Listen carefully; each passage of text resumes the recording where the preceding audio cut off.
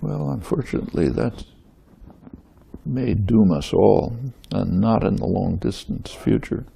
That just overwhelms everything.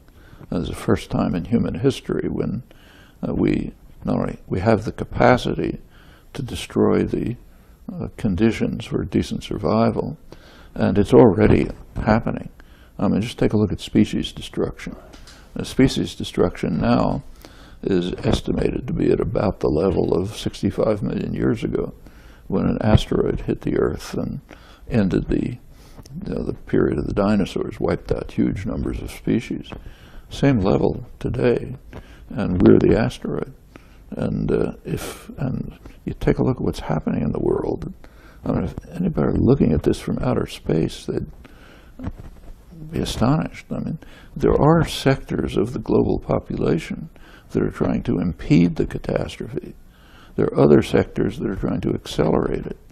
And you take a look at who they are. Those who are trying to impede it are the ones we call backward indigenous populations, the First Nations in Canada, Aboriginals in Australia, tribal people in India, all over the world are trying to impede it. Who's accelerating it? The most privileged, advanced, so-called advanced, educated populations in the world, the U.S. and Canada, right in the lead. And we know why. They're also, here's an interesting case of manufacture of consent, and does it work?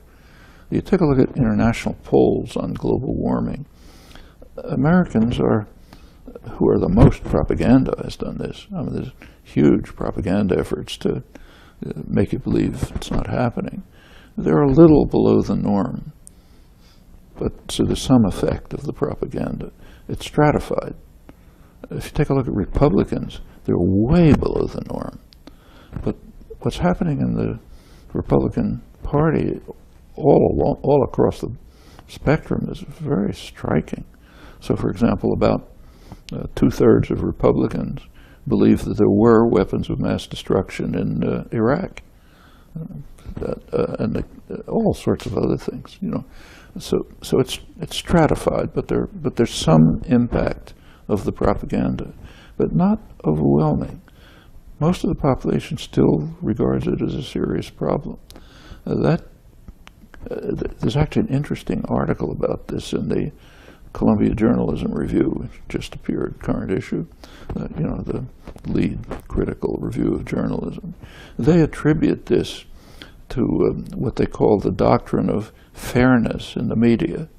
Doctrine of fairness says that if you have an opinion piece by 97% of the scientists, you have to pair it with an opinion piece by the energy corporations, because that'd be fair and balanced.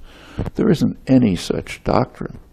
Like if you have an opinion piece denouncing Putin as the new Hitler for annexing Crimea, you don't have to balance it with an opinion piece saying that 100 years ago the United States took over southeastern Cuba at the point of a gun and is still holding it, though it has absolutely no justification other than to try to undermine Cuban development.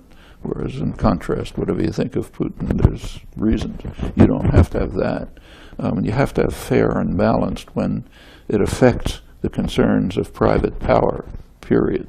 But try to get an article in the Columbia Journalism Review pointing that out, although it's transparent. So all these things are there, but they can be overcome, and they'd better be. Unless there's a sharp reversal in policy, unless we here in the so-called advanced societies can gain the consciousness of the indigenous people of the world, we're in deep trouble. Our grandchildren are going to suffer from it. And I think you would agree that's not going to come from the power elite. Certainly. So it's up to us. Absolutely. And it's urgent. It is. Thank you very much.